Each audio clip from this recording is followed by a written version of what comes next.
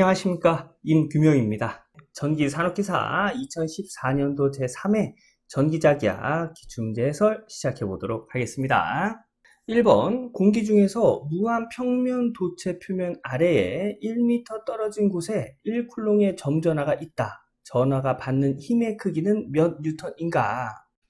이 문제는 영상력에 관련된 문제인데요. 우선 영상력을 간단하게 설명을 좀 드리면, 영상력은 무한 평면 도체에서 R미터 떨어진 점에 있는 전하에 작용하는 힘, 점전하에 작용하는 힘입니다.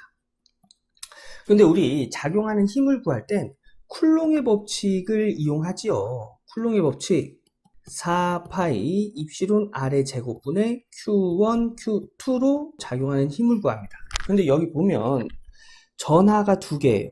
Q1, Q2. 그런데 여기 무한평면 도체에서 R메타 떨어진 점에 전하에 작용하는 힘을 구할 때는 전하가 하나밖에 없습니다. 그래서 여기서 전하를 하나 더 만들어 주는데 어디다 만들어 주냐? 이 전하의 반대편에, 그리고 요 R메타 떨어진 것과 동일한 거리로 떨어진 점에 전하를 하나 더 만듭니다.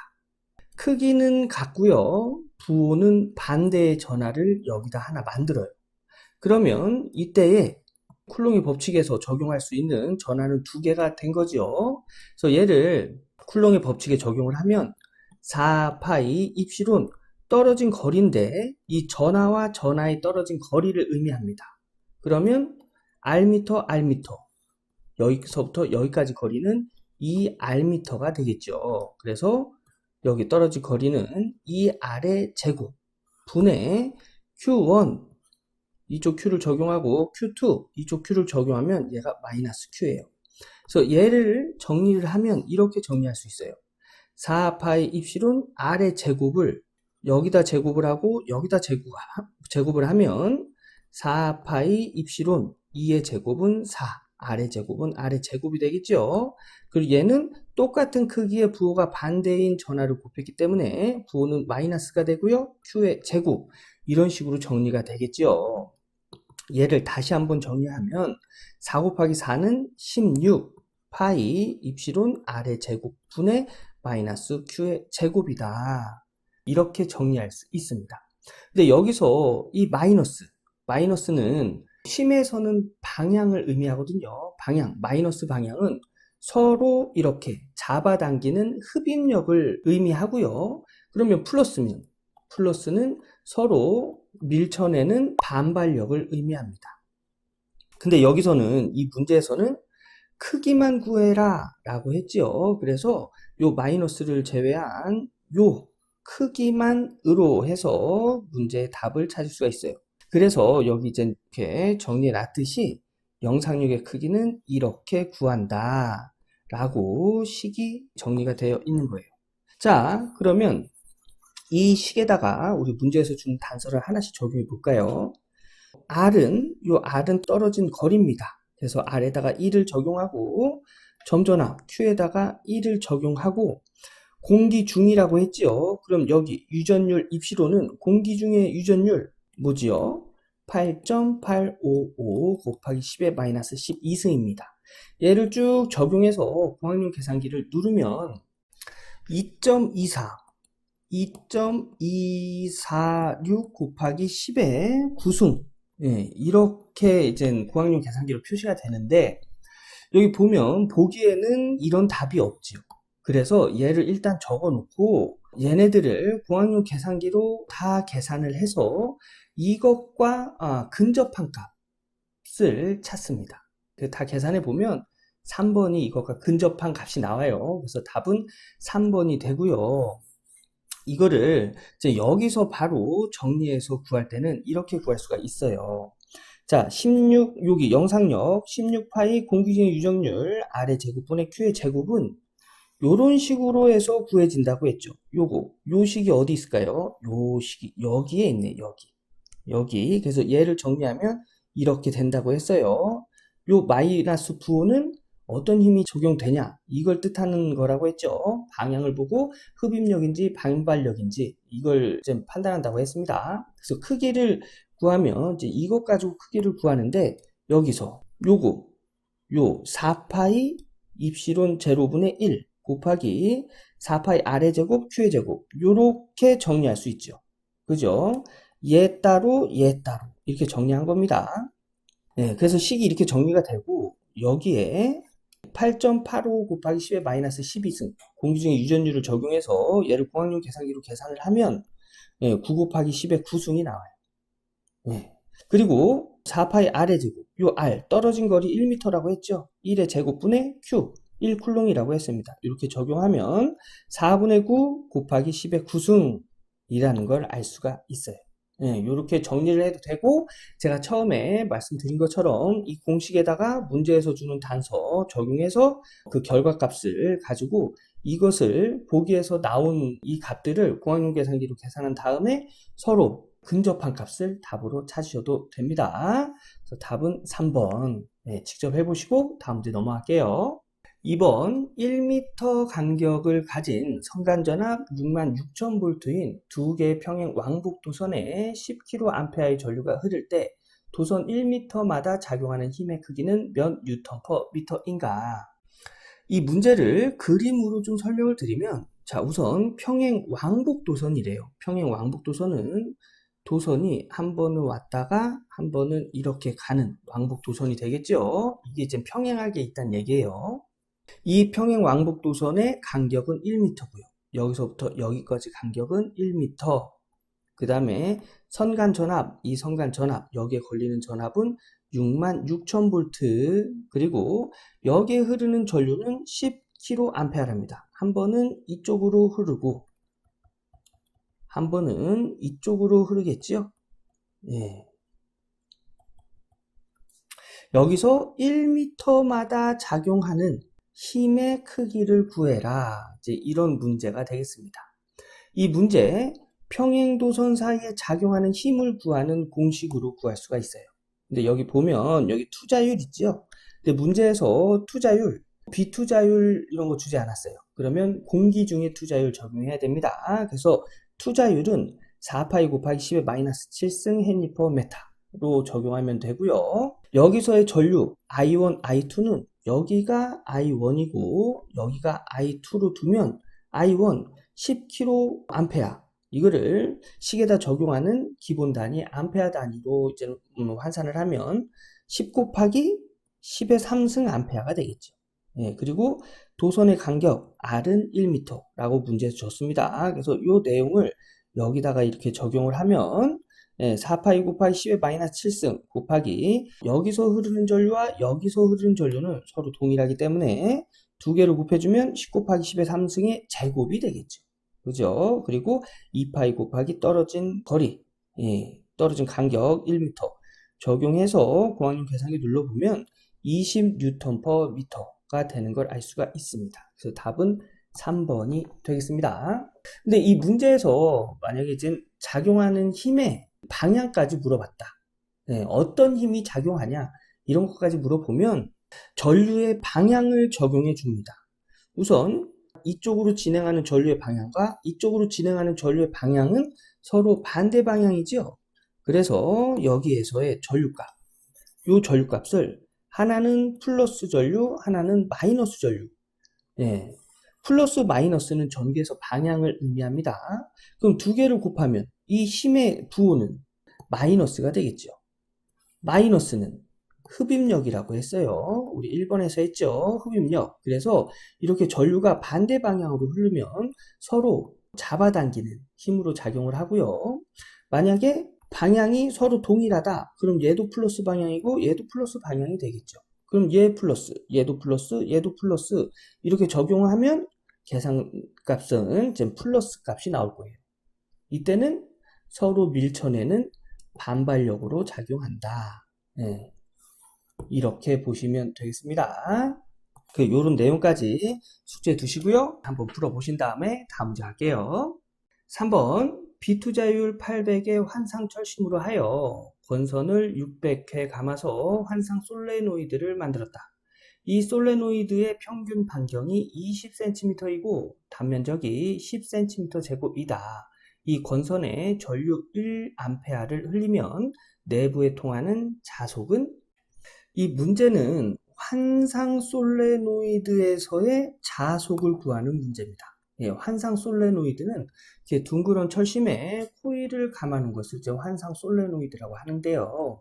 이 문제에서 주는 단서들을 하나씩 보면 비투자율은 요 철심의 비투자율을 이야기하는 거고요. 그다음에 건선은 요 건선이 감긴 횟수. 그 다음에 요 평균 반경은 뭐냐면 중심에서 요 환상 솔레노이드 여기 환상 철심의 중간 부분까지의 예, 요 반지름을 이야기하고요. 여기서의 이 단면적은 이 환상 철심의 단면적을 의미합니다. 이제 이걸 가지고 여기서 전류는 이 코일에 흐르는 전류가 되겠죠. 예. 그래서 이 환상 솔레노이드에서 자속을 구하는 공식, 이 공식을 이용해서 답을 찾을 수가 있는데요. 자, 우선 투자율. 보면 투자율은 공기 중의 투자율 곱하기 비투자율로 계산이 되지요. 공기 중의 투자율, 우리 좀 전에 했듯이 4파이 곱하기 10의 마이너스 7승 적용해 주고요. 비투자율은 문제에서 800 줬죠. 그래서 이렇게 투자율을 구하고요. 그 다음에 면적, 요 면적이에요. 근데 면적을 10cm로 줬어요. 근데 공식에 적용해야 되는 단위는 미터 제곱입니다. 그래서 요 센티미터 제곱을 미터 제곱으로 환산하기 위해서 10의 마이너스 4승을 곱해주는 거예요. 그래서 요거 단위 변환할 때 10의 마이너스 4승 곱해준다는 거 요거 암기하고 있으면 나중에 비슷한 문제 나올 때 적용해서 해결하면 되겠죠. 그래서 센티미터 제곱을 미터 제곱으로 환산할 때는 10의 마이너스 4승을 곱해준다. 네, 요거 암기하고 계셔야 돼요. 그 다음에 건선수는 600회, 그 다음에 전류는 1A, 그 다음에 평균 반지름 20cm 줬습니다. 20cm. 여기서도 요 평균 반지름을 공식에 대입할 때 단위는 미터 단위를 적용을 해줘야 돼요. 근데 문제에서 센티미터 줬죠.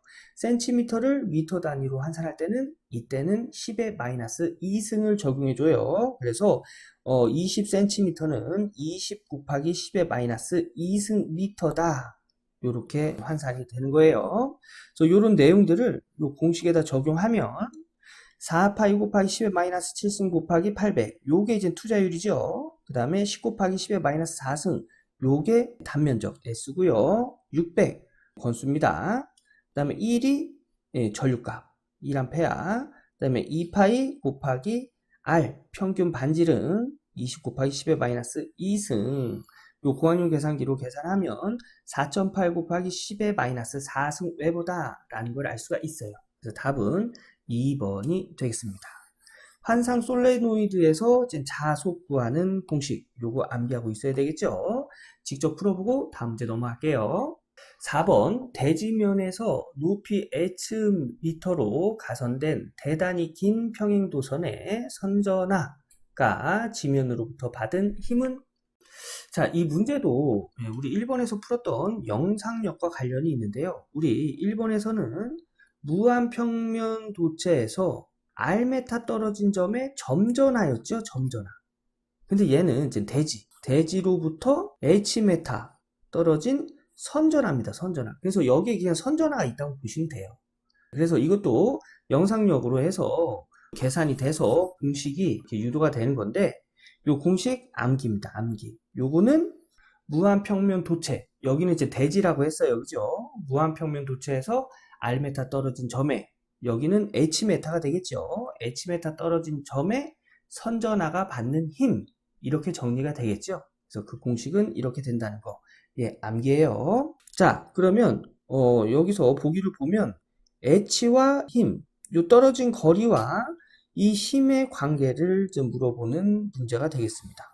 요 H는 결과값 힘의 분모에 들어가 있죠. 분모. 결과값과 분모는 서로 반비례관계예요. 그래서 답은 H에 반비례한다 해서 3번이 답이 되겠습니다. 예. 요거 무한평면과 선전하 간의 작용력 요것도 암기해 주세요. 자, 다음 문제 보겠습니다.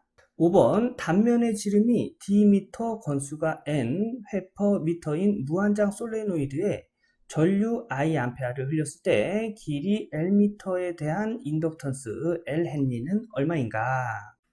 이 문제는 무한장 솔레노이드에서의 인덕턴스를 물어보는 문제죠. 그럼 무한장 솔레노이드에서의 인덕턴스 구하는 공식, 이 공식으로 해결할 수 있는데 문제에서 보니까 이 공식이 조금 변형됐어요. 그죠? 자, 이거 한번 구해보면 여기서 투자율은 공기중의 투자율 곱하기 비투자율로 계산이 되지요. 그래서 공기중의 투자율은 우리가 값을 알고 있지요. 네, 4파이 곱하기 10의 마이너스 7승. 비투자율은 주지 않았기 때문에 비투자율 이렇게 적용하고요. 면적은 무한장 솔레노이드도 이런 철심에 이렇게 권선을 감아놓은 것을 이제 무한장 솔레노이드라고 하는데, 여기서 이 단면적, 이 권선의 이 단면적 의미하는 거예요. 우리 원의 단면적 어떻게 구하죠? 파이 r의 제곱으로 구하죠. 그죠? 그래서 파이 r의 제곱이다 해서 이제 이렇게 정리를 하는데, 요 r이 요 단면적의 반지름이에요. 근데 문제에서는 단면에 지름을 줬네요. 그죠? 반지름은 지름의 반이죠. 그래서 공식을 이렇게 정리할 수 있습니다. 반지름을 지름의 반이다 해서 2분의 d 제곱이니까 제곱 이렇게 정리하면, 여기다 제곱 적용하고 여기다 제곱 적용하면 4분의 d 파이의 제곱, 이런 식으로 정리할 수 있겠죠. 예. 그리고 여기에 권선수 n, 요 권선수 n은 단위가 몇 회다, 몇 회가 맞다 해서 단위가 회인데, 문제에서는 회 퍼 미터로 나타냈습니다. 요게 요렇게 나타낼 수 있거든요. 미터분의 회다, 이 단위를 이렇게 나타낼 수 있는 거예요. 얘를 공식에 적용하는 회 단위로 이렇게 바꿔주려면 여기다가 미터를 곱해야죠. 그죠? 그러면 요 미터 약분돼서 이제 회만 남는 거예요. 근데 문제에서 미터 길이 몇 미터 줬지요. 미터 단위의 길이를 줬습니다. 그래서 권선수는 회 퍼 미터에다가 길이 L미터를 곱해줘요. 이렇게 해서 투자율, 면적, 권선수를 정리한 다음에 여기다가 적용을 해주면 이렇게 정리를 할 수가 있어요.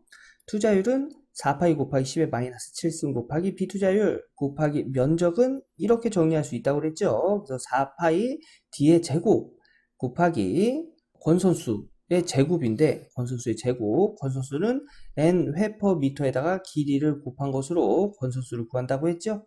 그래서 이렇게 정리를 해주고, 얘는 n의 제곱, l의 제곱 이렇게 되겠죠. 자, l의 제곱은 l이 두 번 곱한 거예요. 그래서 얘를 l 곱하기 l 이렇게 정리하면 분모에 있는 l과 l 이렇게 약분되겠죠. 그래서 얘는 n의 제곱 l이다. 네, 이렇게 나타낼 수 있고, 4 이렇게 약분되고, 이제 요거 가지고 정리를 하면, 여기 파이도 있네요. 파이와 파이 서로 곱해지니까 파이 제곱이 되겠죠. 그죠? 파이 제곱, 그 다음에 비투자율, 그 다음에 n의 제곱, 그 다음에 d의 제곱, 그 다음에 l 남죠? l 곱하기 10의 마이너스 7승. 그래서 이 공식을 문제에서 주는 단서로 정리를 해서 식을 바꾸면 이런 식으로 정리할 수 있다라는 게 문제입니다. 그래서 요것과 똑같은 걸 찾으면 답은 4번이 되겠습니다. 요게 이해가 되지 않는다 하면은 이 문제의 답은 이 문제에서 무한장 솔레노이드의 이제 단서를 이렇게 주어졌을 때 이때 인덕턴스는 이렇게 구한다, 암기하면 되겠습니다. 자, 다음 문제 갈게요. 6번 전개 2V per 미터 및 자개 H 암페어 턴 per 미터의 전자계가 평면파를 이루고 공기 중을 3 곱하기 10의 8승 미터 per sec의 속도로 전파될 때 단위 시간당 단위 면적을 지나는 에너지는 몇 와트 per 미터 제곱인가?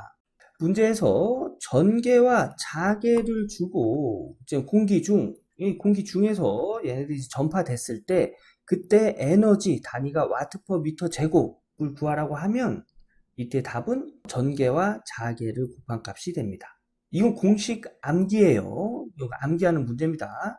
전개, 자개가 존재하는 공기 중에서 단위 면적당 에너지를 구하는 공식은 이렇게 구합니다. 네, 이렇게. 그래서 크기를 구할 때는 이렇게 구하고요. 이제 벡터적으로 구할 때는 이런 식으로 해서 구하게 되겠습니다. 그래서 요건 이제 크기를 구하는 문제니까 답은 전개와 자개를 곱한 값이 되겠습니다. 그래서 답은 1번이에요. 암기하고 다음 문제 갈게요. 7번 액체 유전체를 포함한 콘덴서 용량이 C파라드인 것에 V볼트의 전압을 가했을 경우에 흐르는 누설 전류는 단 유전체의 유전율은 입시론, 고유저항은 로우라 한다. 이 문제는 콘덴서에서의 누설 전류 구하라는 얘기죠.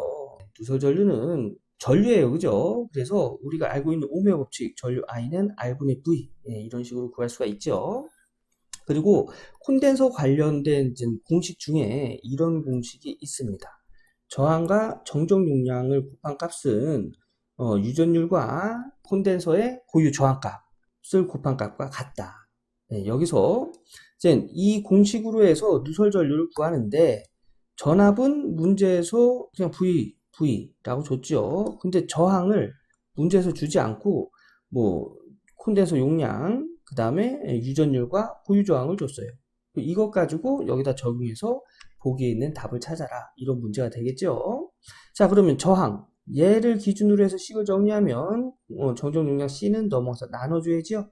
그래서 R은 C분의 고유저항 곱하기 유전율이 되겠습니다. 얘를 여기다 적용해 볼까요? 그러면 I는 C분의 로우 입시론 분의 V. V는 1분의 V 이렇게 써도 되죠, 그죠? 그래서 분수분의 분수, 번분수로 정리를 하면 가까운 거 곱해서 분모, 먼 거 곱해서 분자, VC. 근데 얘를 V를 밑으로 두면 CV 이렇게 정리해도 되겠죠, 그죠? 그래서 요것과 똑같은 것을 찾으면 2번이 되겠네요. 그래서 이렇게 이제 공식을 정리하면 이런 식으로 정리가 된다. 이거 알아두시고요. 요 공식 콘덴서 관련돼서 자주 나오는 공식이니까 요거 암기해 두셔야 됩니다. RC는 로우 곱하기 유전율. 요거 암기하고 다음 문제 할게요. 8번 Q1 쿨롱으로 대전된 용량 C1 파라드에 콘덴서에 C2 파라드를 병렬 연결한 경우 C2가 분배받는 전기량 Q2 쿨롱은 단 V1 볼트는 콘덴서 C1이 Q1으로 충전되었을 때 C1의 양단의 전압이다. 자, 이 문제는 그냥 문제 답으로 암기해 주세요. 요렇게 이제 콘덴서에 다른 콘덴서를 병렬로 연결했을 때 그 연결된 콘덴서에 충전되는 전기량을 구할 때는 이 공식으로 한다. 암기해 두시고요. 요게 어떤 내용이냐면 여러분들 조금 이해하기 힘드실 거예요. 이런 콘덴서가 이렇게 C1에 이렇게 전압을 인가하고 있었는데 얘가 이렇게 병렬로 연결이 된 거예요. 이때에 얘에 충전되는 전기량, 전하량을 계산해라. 이제 이런 문제인데 이게 어떤 내용이냐면 이런 내용입니다. 전체 전압, 이 병렬로 연결되었으니까 요 V1 여기 걸리는 전압과도 같겠지요. 우선 전체 전압이라고 하고 식을 정리하면 전체 정적 용량분의 전하량입니다. 전체 정적 용량분의 전하량. 자, 전체 정적 용량 병렬이니까 C1 플러스 C2로 구하겠죠. 그 다음에 전하량은 Q는 CV 이 공식이 있어요. 그죠? 이 공식을 이용해서 여기 C1에 충전된 전하량을 구하면 Q1은 C1 곱하기 V1 이렇게 되겠죠. 그리고 여기 충전되는 전하량을 구하면 C2 곱하기 V2 Q는 CV니까요. 이렇게 더해서 전체 전하량이 되는데 자, 여기만 충전되어 있는 경우에는 여기는 전하량이 0이 된다는 얘기예요. 즉 0이 된다는 얘기는 뭐냐면 전압이 걸리지 않았다는 얘기거든요. 그래서 전압을 0으로 두고 우선 일단 이쪽으로 전하가 넘어가지 않은 상황에서의 전압을 구해보면 이런 식으로 계산이 될 수가 있다는 얘기예요. 자, 그러면 이쪽으로 전압이 인가돼서 얘를 딱 연결하면 전압이 인가돼서 여기 있는 전하량이 이쪽으로 이렇게 어느 정도 넘어가겠죠. 그 전하량을 구해라. 이런 내용입니다. 여기서 그래서 여기 C2니까 Q2의 전하량은 C2 곱하기 V2인데 자, 이게 병렬이에요. 여기 걸리는 전압, 여기 걸리는 전압, 여기 걸리는 전압 다 동일하겠죠. 그래서 이 전압을 여기다가 이렇게 적용을 하면 얘는 이렇게 되겠죠. C1 플러스 C2 분의 C1 곱하기 V1 곱하기 여기 C2 하면은 C1 플러스 C2 분의 C1 C2의 전압 V1이다. 이렇게 정리가 되겠죠. 요런 내용인데 요 내용 이해가 좀 어려우시면 그냥 이 문제, 이렇게 문제가 나오면 이때에 여기 Q2에 충전되는 전하량은 이렇게 구할 수 있다. 암기하고 다음 문제 넘어갈게요. 9번 다음 중 변이전류에 관한 설명으로 가장 옳은 것은 이것도 암기하고 가는 겁니다. 변이전류에 관한 설명으로 옳은 건 변이전류 밀도는 전속 밀도의 시간적 변화율이다. 자, 이게 변이전류 밀도 구하는 공식에서 나오는 건데, 자, 요 내용이 변이전류 밀도는 전속 밀도, 요 전속 밀도 이야기하는 거거든요. 이 전속 밀도의 시간의 변화율이다. 이제 이 얘기입니다. 이 식을 글로 이렇게 표현한 거예요. 그래서 이거는 암기하고 다음 주 넘어갈게요. 10번 평면 전자파의 전개 E와 자개 H와의 관계식으로 알맞는 것은? 자, 이 문제는 파동 임피던스 구하는 공식으로 해결할 수가 있는데요. 파동 임피던스는 자개분의 전개, 그리고 또 루트 유전율분의 투자율 이렇게 구할 수 있습니다. 그런데 문제에서 보니까 자개 나오고 전개 나오고 투자율 나오고 유전율 나오네요. 그래서 얘를 여기 자개를 기준으로 해서 식을 정리를 하면 답을 찾을 수가 있겠네요. 자, 근데 요거 정리하는 팁이 있습니다. 자, 우리 분수에서 이제 규칙 중에 이런 게 있어요. A분의 B는 C다. 요 분수와 분수 결과값에서 이 분수의 분모와 요 결과값을 자리를 바꿔도 식은 성립합니다. 5분의 10은 몇이죠? 2지요. 이 분모와 결과값을 자리를 바꾸면 2분의 10은 5다. 식이 성립이 되죠. 이런 거예요. 이런 거. 그래서 요것도 이 분수의 분모와 결과값을 자리를 바꿔볼게요. 그러면 루트 유전율 분의 투자율 분의 전개의 세기는 H다. 그죠? 얘를 이렇게 정리할 수 있어요. 이 식을 전개의 세기 곱하기 루트 유전율 분의 투자율 분의 1은 자개의 세기다. 근데 분수가 이렇게 분모에 들어가 있으면, 즉 A분의 B분의 1이다. 이렇게 되어 있으면 얘는 요 분모의 분수를 RA를 바꿔서 이렇게 적용해 줄 수 있습니다. 왜냐하면 우리 번분수 배웠죠. 번분수. 요 1을 번분수로 적용하면 1분의 1 이렇게 적용해도 되죠. 그래서 가까운 거 곱해서 분모, 먼 거 곱해서 분자 해서 이렇게 아래 위가 바뀌게 되는 거예요. 자, 그러면 얘도 이제 여기서 아래 위가 바뀌면 투자율이 분모로 가야 되겠네요. 그래서 루트 투자율 분모로 가면 투자율 분의 유전율 이런 식으로 정리가 되겠죠. 그래서 요것과 똑같은 걸 찾으면 1번이 답이네요. 그래서 이런 식으로 정리가 된다는 거. 이게 이해가 안 되면 암기입니다. 전개 E와 자개 H를 주고 알맞는 관계식을 찾아라 할 때는 이런 식으로 표현할 수 있다는 거 암기하고 다음 문제 넘어갈게요. 11번 반지름 Am인 무한이긴 원통형 도선 AB가 중심 사이 거리 Dm로 평행하게 배치되어 있다. 두 도선 AB의 각각 단위 길이마다 플러스 Q 쿨롱 퍼 미터, 마이너스 Q 쿨롱 퍼 미터의 전하를 줄 때 두 도선 사이의 전위차는 몇 볼트인가? 자, 요게 이렇게 지금 전선이에요. 전선이고 지금 문제에서 준 단서대로 얘가 플러스 Q쿨롱, 얘가 마이너스 Q쿨롱일 때 여기 D메타 떨어져 있는 이 전선의 전위차를 구해라. 자, 보기를 보니까 공식 찾아라 하는 문제예요. 이런 상황에서의 전위차는 3번. 암기예요. 이 공식입니다. 두 도선 사이의 전위차. 다 암기하고 다음 문제 넘어갈게요.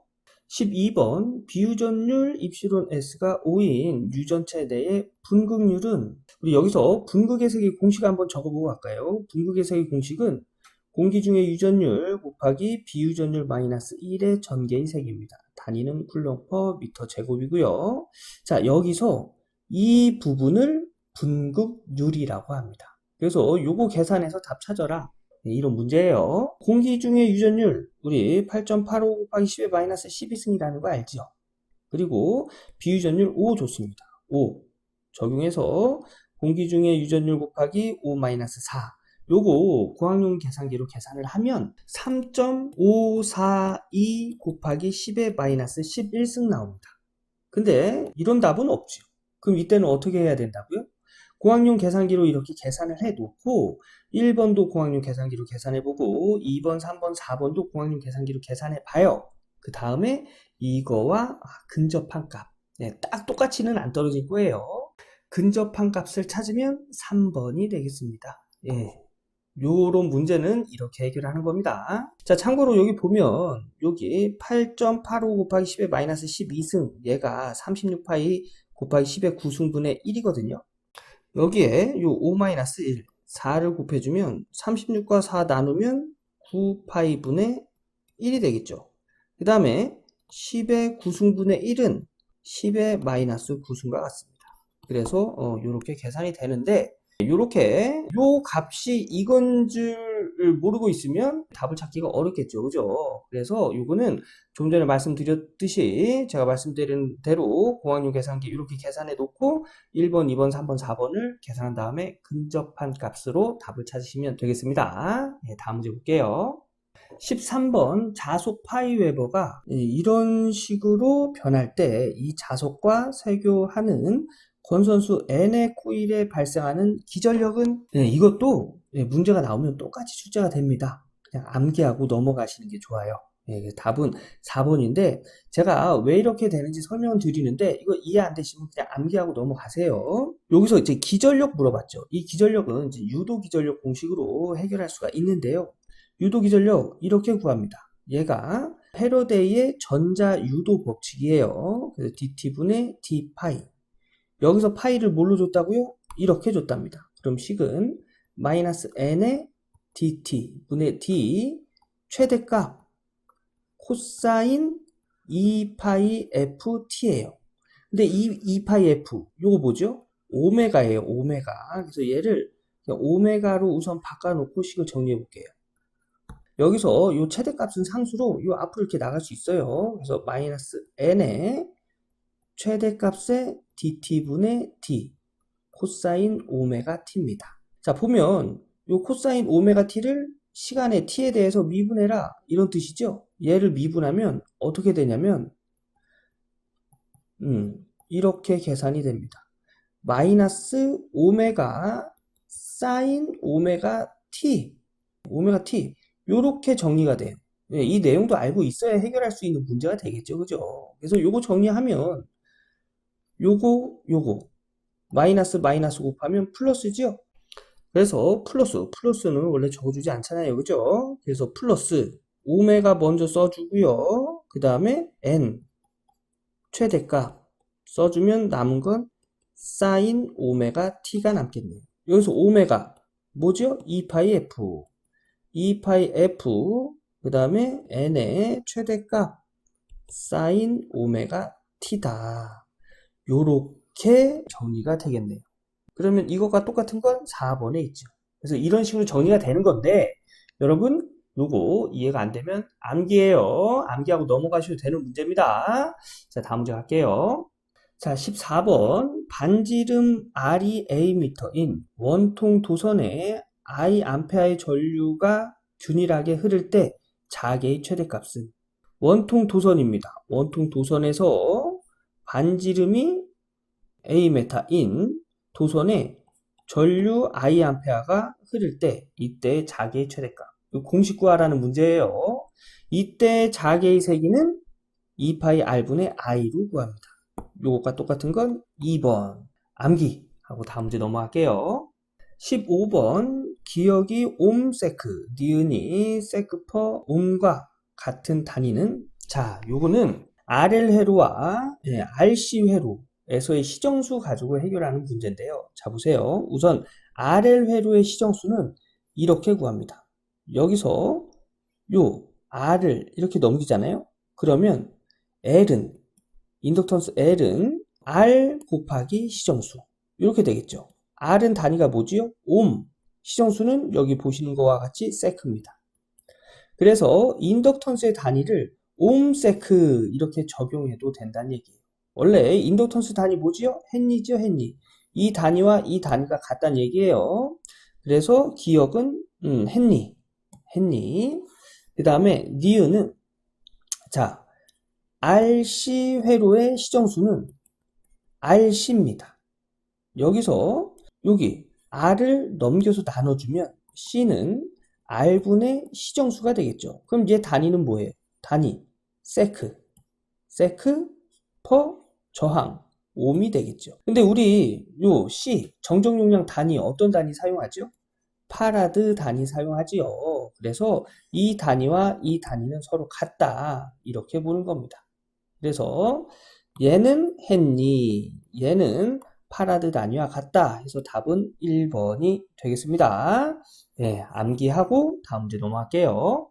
16번 유정률 1번이 유전율 2번보다 큰 두 유전체의 경계면에 전속이 수직일 때 경계면상의 작용력은 요 문제는 서로 다른 두 유전체에 관련된 내용을 알아야 되는데요. 여기 이렇게 여기 있는 유전체와 여기 있는 유전체가 서로 달라요. 그 유전율 값도 서로 다르겠죠. 그래서 얘를 입실론 1, 입실론 2라고 했을 때 입실론 1이 더 큰 경우 여기에 전속이 이렇게 수직으로 작용했답니다. 이때 힘의 작용력, 이제 요 문제를 보니까 보기를 보니까 힘의 방향을 묻고 있네요. 서로 다른 유전체의 경계면에서의 힘의 방향은 유전체가 큰 쪽에서 작은 쪽으로 이렇게 적용합니다. 이때는 전속이 수직이든 전개가 수평이든 관계없이 힘은 유전율이 큰 쪽에서 작은 쪽으로 전달된다는 거. 그래서 답은 1번이 되겠습니다. 유전체 1번이 더 크죠? 그죠? 그래서 큰 유전체에서 작은 유전체 방향으로 이렇게 작용한다. 여기 저희 해설에 제가 정리해 놓은 건 이때의 힘의 크기, 요건 크기를 구하는 공식이에요. 이것도 굉장히 자주 나오는 공식. 그리고 답으로도 나오는 공식이니까 여러분 요거 암기해 주셔야 됩니다. 자, 요런 내용이라는 거 알아두시고 다음 내용 넘어갈게요. 17번 유도계수의 단위에 해당하는 것은? 자, 보면 유도계수 단위를 물어보고 있죠. 이 유도계수는 용량계수와 동일한 의미를 가지고 있고요. 용량계수는 정정 용량과 같은 의미를 가지고 있습니다. 그래서 정정 용량, 우리 좀 전에 했던 Q는 C, V. 여기서 정정 용량, 이 C를 기준으로 해서 식을 정리하면 V가 넘어가야죠. V는 곱해져 있는 형태이기 때문에 넘어가면 나눠줘야 돼요. 그래서 V분의 Q. 단위를 나타내면 이 Q는 쿨롱, 퍼, 전압은 볼트가 되겠죠. 그래서 유도계수에 관련된 단위는 쿨롱 퍼 볼트다. 그래서 답은 4번이 되겠습니다. 암기하고 다음 문제 넘어갈게요.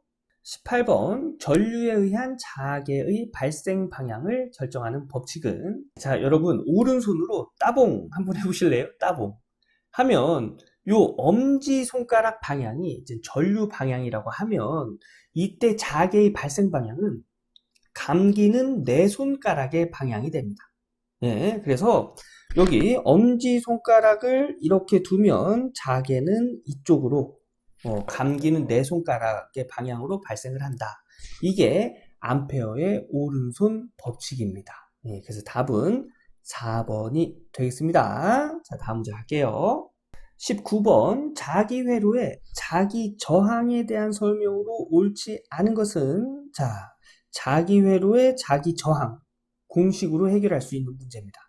자, 자기 회로의 자기 저항은 투자율 곱하기 면적분의 그 길이로 이렇게 나타내는데 투자율, 공기 중의 투자율 곱하기 비투자율로 정리할 수 있죠. 그래서 요거 가지고 문제를 풀어보면 자기 회로의 단면적은 반비례한다. 자, 자기 회로의 자기 저항과 면적은 요 면적이 자기 회로 공식의 분모에 가 있기 때문에 서로 반비례 관계가 맞죠? 면적이 커지면 자기 회로는 작아지기 때문에 반비례 관계예요. 그래서 1번은 맞는 내용이고요.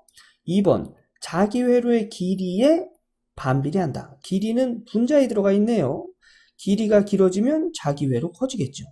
이런 관계는 비례 관계예요. 그래서 옳지 않는 건 2번이 되겠습니다. 자, 3번 보면 자성체의 비투자율은 반비례한다? 자성체의 비투자율 여기 있네요. 분모에 있기 때문에 자기 저항과 반비례 관계를 갖고요. 단위는 암페어톤 퍼 웨버가 맞습니다. 그러면 1, 3, 4번은 맞는 내용이고 2번이 틀린 내용이 되겠네요. 그래서 19번의 답은 2번이 되겠습니다. 자, 다음 문제 할게요.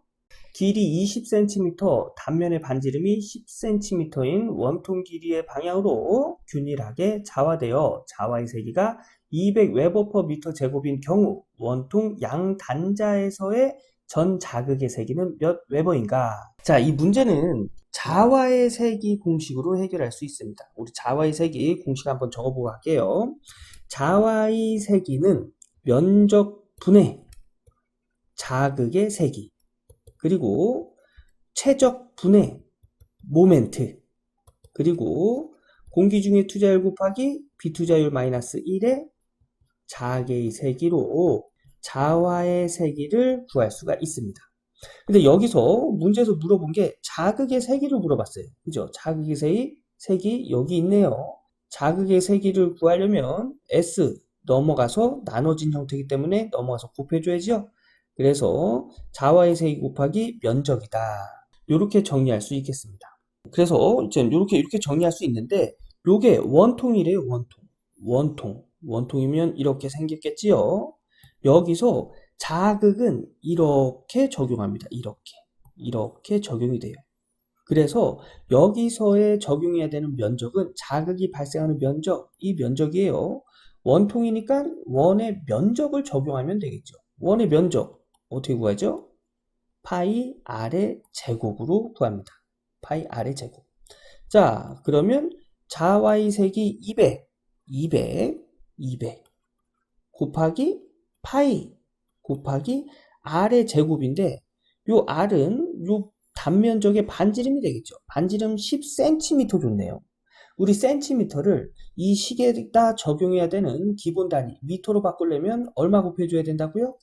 10의 마이너스 2승. 그래서 여기 반지름 10 곱하기 10의 마이너스 2승의 제곱이에요. 그죠? 제곱을 이렇게 적용을 해줍니다.